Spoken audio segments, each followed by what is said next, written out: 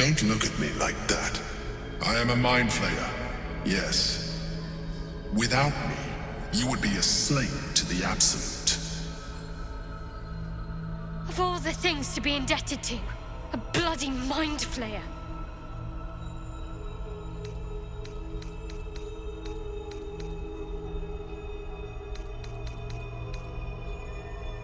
If I'd known you would be so open-minded, I would have saved myself a lot of effort.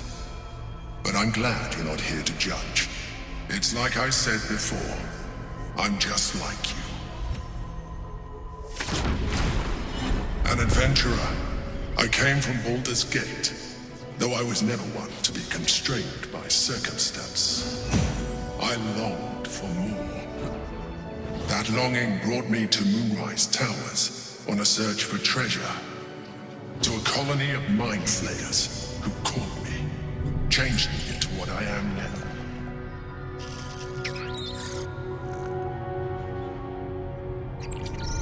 For years, I served the Elder Brain, the one you know as the Absolute.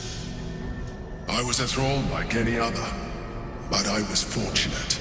I broke free and started a new life in my old city. I sustained myself on criminals, unglamorous, but there are plenty of them, rarely missed, and they fueled me while I did my work.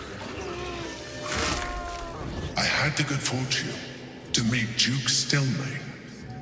We formed a partnership, and through her, I became the governing force behind the Knights of the Shield, the largest mercantile operation in Baldur's Gate. People referred to me as the Emperor. Such was my influence, though of course they had no idea what I really was. My needs were sated. I was happy for a while, until my true nature was discovered by the tyrant himself, Lord Gortash. He tore me from my home and brought me back to the Brain, where I became a slave once again. A slave he continued to call the Emperor. The name was intended as a slight, to remind me of the heights from which I fell. But I have grown fond of it. It encapsulates well who I've become.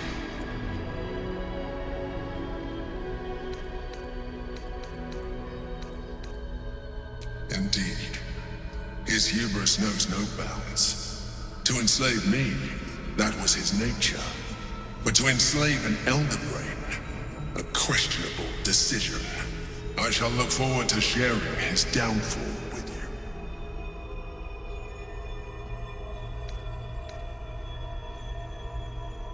you. Gortash sent me on a mission to retrieve the Astral Prism. I was one of many, but the first to find it. How Gortash or the other Chosen learned of its existence, I do not know. The moment I found it, I felt a change, my free will returning. I followed the feeling inside, and found the Githyanki. I realized what the prism was for: containment. While my body was within the prism's bounds, my mind was free. I could resist the Elder Brain, the Chosen. Better yet, I could plan to overthrow them. All I needed to do was subdue the Githyanki and find allies in the outer world. You.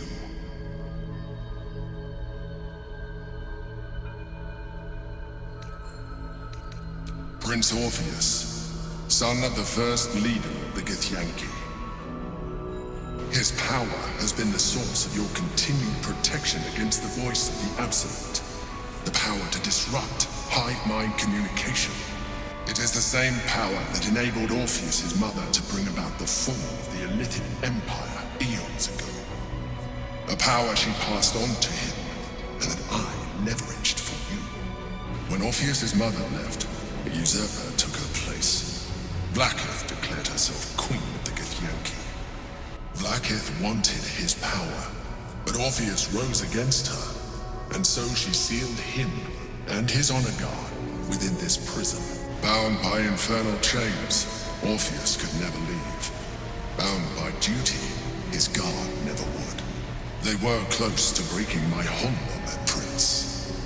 And if they had succeeded, we would be lost. I am relieved. You have embraced your potential enough that you could help me eliminate them. Alone, Orpheus will be much easier to control.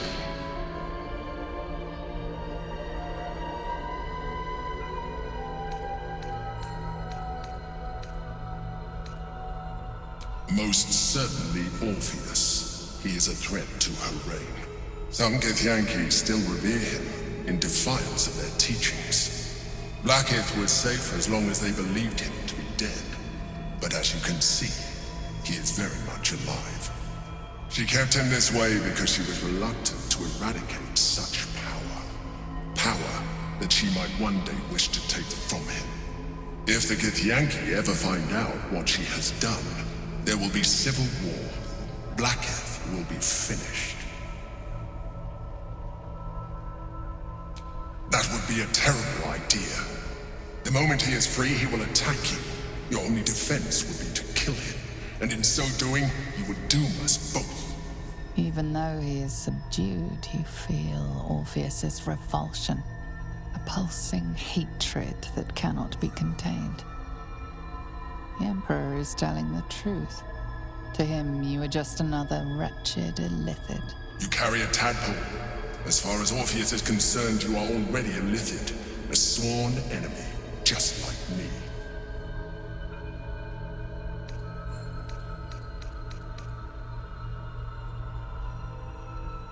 I'm glad you think so. I agree. But there is one thing that you have that I do not. My original body was destroyed when I transformed. Yours continues to limit you. As an illithid, I have far surpassed who I ever was before. You too should embrace this change.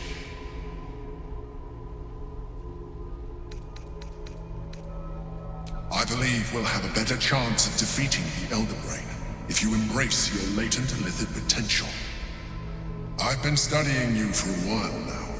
I believe I can trigger the next stage of your tadpole's life cycle while continuing to preserve your independence. You have seen what I can do.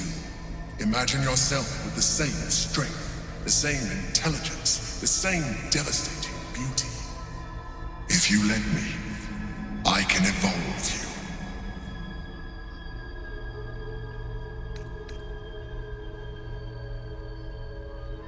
The answer is twofold. One, I can, but it would kill you, as I told you before. Two, why would I? You have done well with the limited form, so do you wish to evolve or not? You will be able to do... There will be physical alterations, of course, and you will soon see that the benefits outweigh any perceived loss. Even as you say the words, you feel a lurch of disappointment. Your mind bristles with illithid potential. How could you be so cruel as to deny yourself what you want most in the world? I felt that. It's your nature. You cannot fight it. So embrace it.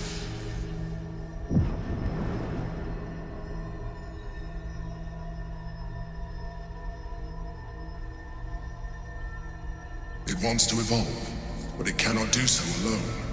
It must commune with another.